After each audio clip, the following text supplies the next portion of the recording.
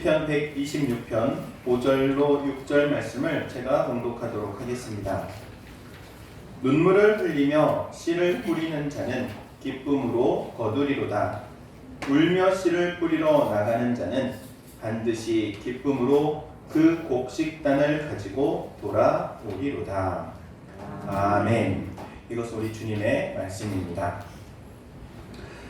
세상에는 잘 되는 사람도 있고요, 또 안 되는 사람도 있답니다.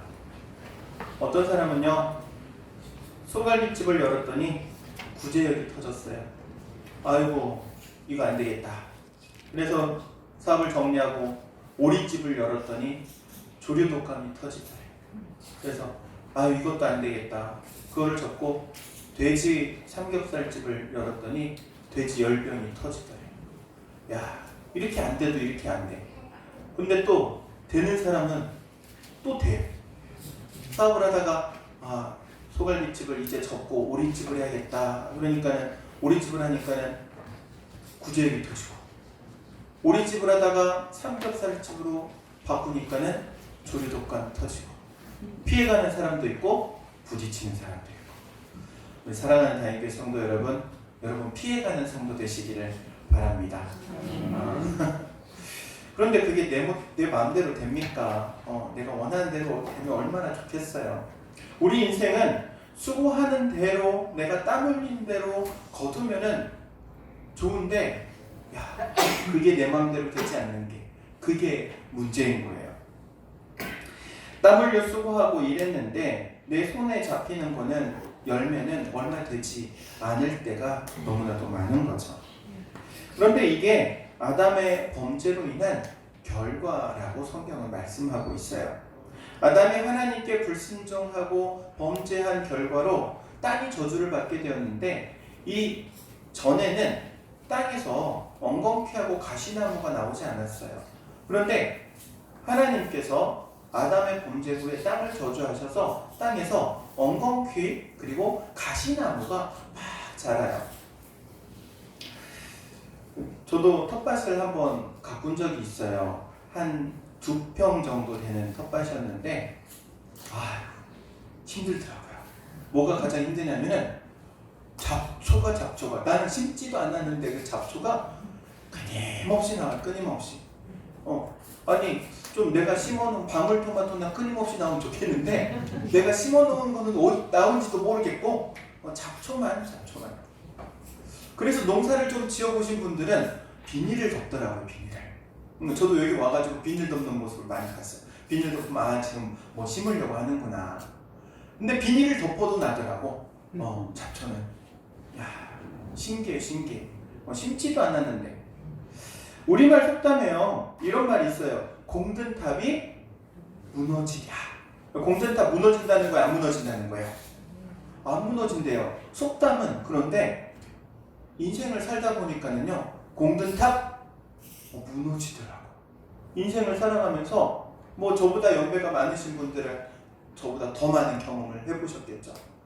공든 탑이 무너지려 그랬는데 무너지더라고. 그냥 어느 순간 휙 하고 그냥 한 번에 무너지더라고. 어떻게 보면 참 덧없는 인생이라고도 말할 수 있습니다.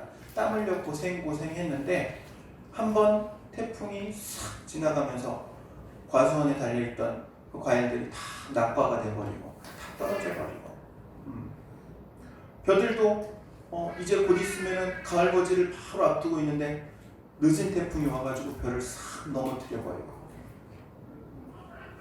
땀 흘리고 수고했는데 땀 흘리고 수고한 만큼 열매를 못 거두는 경우들이 너무나도 많은 게 우리 인생이더라, 그런 거예요. 옛날 우리 어머니들은 지금 이제 겨울이 다가오고 있는데 이 겨울을 앞두고 꼭 3가지를 챙겼죠. 첫 번째는 쌀독에 쌀을 가득 채워. 두 번째, 김장독에 김장해서 김치를 가득 채워. 그리고 세 번째로는, 옛날에는 저는 그래도 좀 좋은 시절에 태어났나 봐요. 연탄관이 있었어. 어렸을 때 기억에 연탄을 가득 재워놔. 근데 시골은 연탄이 아니라 장작을 떼가지고 장작을 또 이렇게 가득 쌓아놓으면 그것만 봐도 밥 안 먹어도 배가 부르다고 했어요. 우리 어머니들, 우리 어르신들도 아마 공감하실 거예요. 여러분, 그렇게 살아가는 것, 그 모습만 봐도 배가 부르다고 말할 수 있었던 것은 그만큼 우리의 삶이 힘들고 어렵기 때문이었던 거죠. 어떻게 보면은 밥 3끼 먹은 게 얼마 안 됐어요. 40년 전만 해도 저도 어렸을 때 방학이 되면은 밥을 2끼 먹었어요.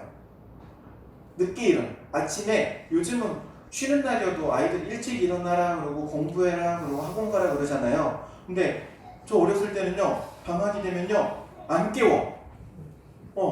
딱 깨워도 더 자라 그래요. 왜? 아침밥 안 줘.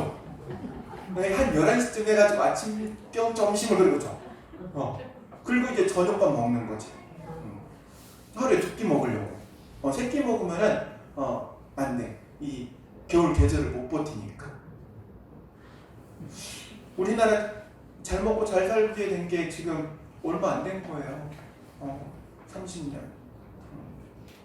이렇게, 그런데 잘 살게 된 것 하나님께서 복을 주셨기 때문인 줄로 믿습니다. 여러분, 우리 사람은요, 하나님의 축복이 필요해요. 하나님께서 복을 주시지 않으면 먹고 살기 힘들어요. 이 땅 가운데 거친 풍파가 너무나도 많기 때문이죠. 놀라운 것은 하나님께서 복을 주시면 상상할 수 없는 일들이 일어난다는 거예요. 성경에 보니까는 오벳에돔이라는 사람이 있어요. 오벳에돔.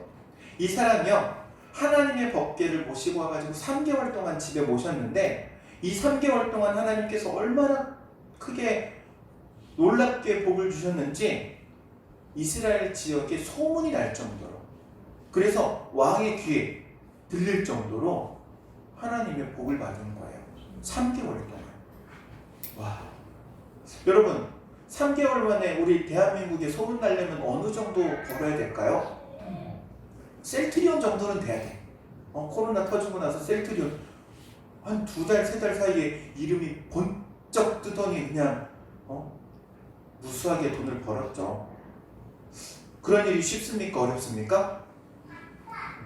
흔한 일은 아니에요. 그런데 하나님께서 복을 주시니 그렇게 되는 거예요. 여러분, 그렇기 때문에 우리는 하나님의 복을 받아야 될 줄로 믿습니다. 그러니까 하나님의 복을 받는데 첫 번째 우선순위가 그게 바로 하나님의 법궤를 모신 거예요. 오벳에돔이 하나님의 궤를 집에 드렸던 것처럼 하나님의 법궤를 모시는 거예요. 오늘날도 하나님의 법궤를 모시는 그 사람에게 하나님께서 복을 주세요. 그러면 하나님의 법궤가 뭘까요?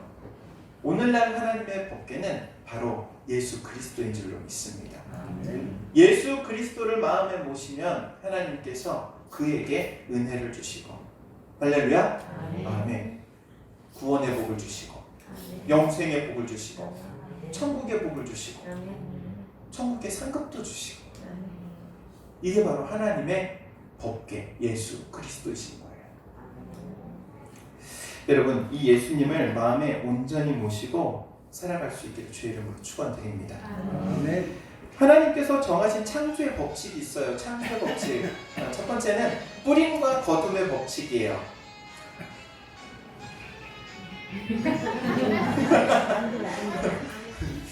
뿌림과 거둠의 법칙인데 뭐냐면은, 여러분, 우리 속담도 있잖아요. 콩 심은 데 콩나고, 파 심은 데 판다. 심은 대로 거두게 되는 거예요. 하나님께서는 우리에게 심은 대로 거두게 하시는 복을 주셨어요. 어떤 사람이 배추 농사를 지으려고 하는데 배추씨가 없는 거예요. 배추씨가 없어가지고, 야, 대신에 열무씨를 좀 뿌려야겠다. 열무씨를 쫙 뿌려놨어요. 쭉쭉 자라나가지고 보니까 뭐가 자라나요? 열무가 자라나. 본인이 원한 거는 뭘 원했어요?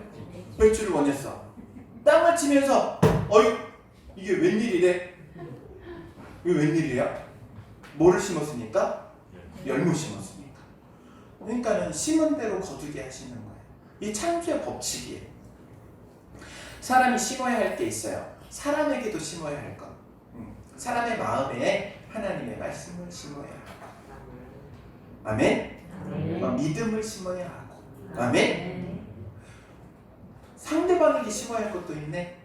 상대방에게, 내가 만나는 사람들에게 뭐를 심어야 돼요? 덕을 심어야 되고, 은혜를 심어야 되고, 사랑을 심어야 되고. 할렐루야. 아멘. 내가 상대방에게 심으면요, 그 심은 것이 또 열매로 거둬지게 되는 거예요.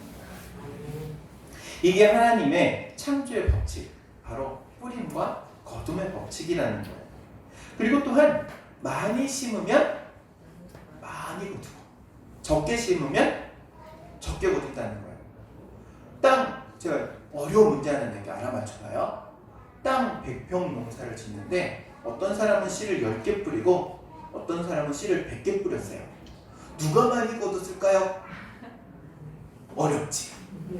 계산이 안 되지. 제가 알려드릴게요. 100개 뿌린 사람이 많이 거둬. 많이 뿌리면 많이 거두는 게 그게 법칙이에요. 여러분, 그렇기 때문에 많이 뿌려야 될 줄로 믿습니다. 그리고 또한 세 번째로는요, 중요한 건데, 땅을 위해서 심으면 땅에서 거두고요, 하늘을 위해서 심으면 하늘을 위해서 거둔대요. 내가 이 땅에서 땀 흘려가지고 농사를 지으면 땅의 소산물을 얻어요. 그리고 내가 땀 흘려서 주님을 위해 헌신하면 하늘로부터 거두는 거예요. 하늘을 위해서 심으면 그것이 결국 하늘의 상급이 되어 쌓이는 줄로 믿습니다. 하나님의 나라를 위해서, 예수 그리스도의 복음을 위해서, 주님의 몸된 교회를 위해서 심으면 그게 하늘의 큰 상급이 된다는 거예요. 여러분, 그러면 하늘을 위해서 심어야 하는 것들, 무엇을 심어야 할까요? 먼저 첫 번째로는요, 여러분, 예배를 심어야 합니다. 예배는 하늘을 위해서 심는 거예요. 하늘의 상급으로 심는 거예요. 하나님께 예배하는 자리를 사모하시고 예배드리시기 바랍니다. 그리고 찬양을 심고 기도를 심는 거예요. 하나님 앞에 기도하면 그 심어진 기도는 반드시 하나님의 응답이 있습니다. 하늘로부터 오는 응답. 하늘로부터 오는 응답을 받으시기를 주의 이름으로 축원드립니다. 그리고 또한 세상에 또 뿌려야 할 게 있어요. 세상에 뿌리는데 하늘에 쌓이는 게 있어요. 그건 바로 전도예요. 전도의 씨를 뿌리잖아요. 영혼의 열매를 거둬요. 그리고 그 영혼의 열매는 하나님께서 제일 큰 상급으로 갚아주십니다. 믿으시기 바랍니다. 그래서 예수님께서 그 얘기를 하시잖아요. 죄인 한 명이 회개하면 하늘나라에는 무슨 일이 일어난다?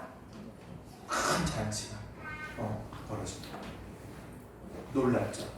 이 땅 가운데 심었는데 하늘의 잔치. 여러분, 그렇기 때문에 우리는 전도의 씨앗을 심어야 될 줄로 믿습니다.